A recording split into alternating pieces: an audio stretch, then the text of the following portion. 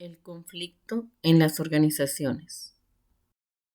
Bases del conflicto. Katz, 1964.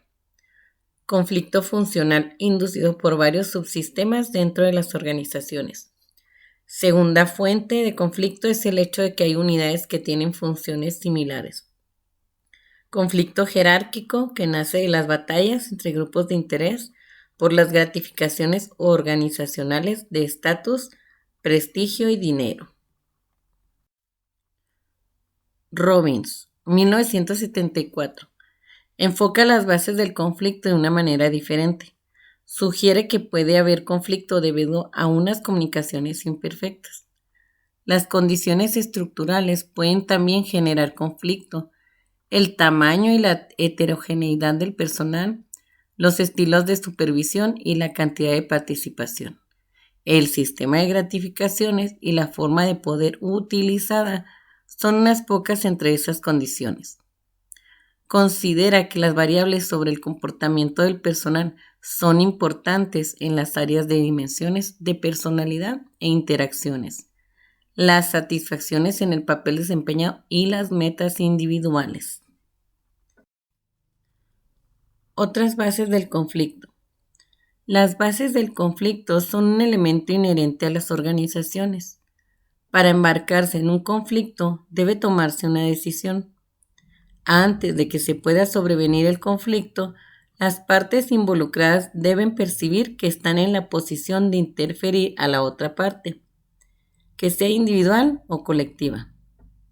Que la decisión esté basada o no sobre un cálculo racional o sobre una emoción febril. La situación de conflicto. Bowling presenta un marco de referencia para una visión global de las situaciones de conflicto. Sugiere que en el proceso hay 4 componentes. El primero son las partes involucradas. El conflicto debe comprometer al menos 2 partes, individuos, grupos y organizaciones. En estas relaciones se tiene tendencia a la simetría en el sentido de que el conflicto, persona o grupo, organización, tiende a moverse hacia el conflicto, organización. El segundo es su marco de referencia.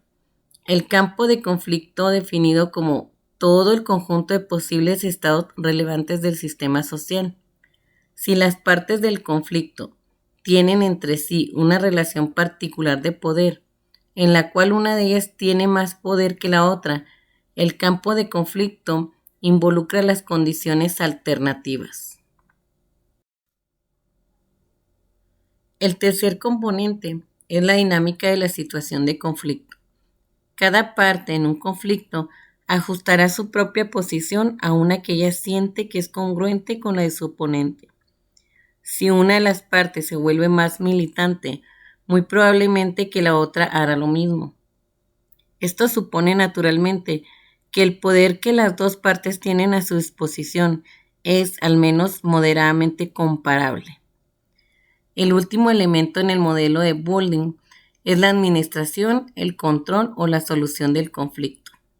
Una forma de resolver el conflicto es con un movimiento unilateral.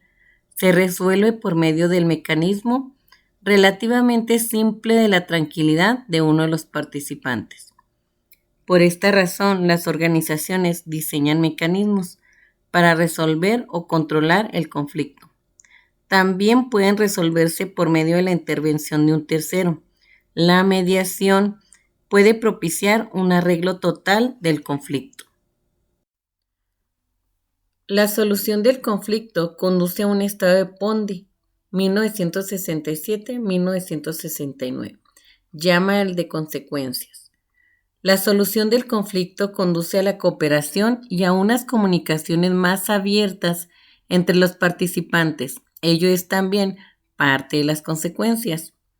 El conflicto no es inherentemente bueno o malo para los participantes, la organización o la sociedad. Poder y conflicto son los principales modeladores del estado de una organización.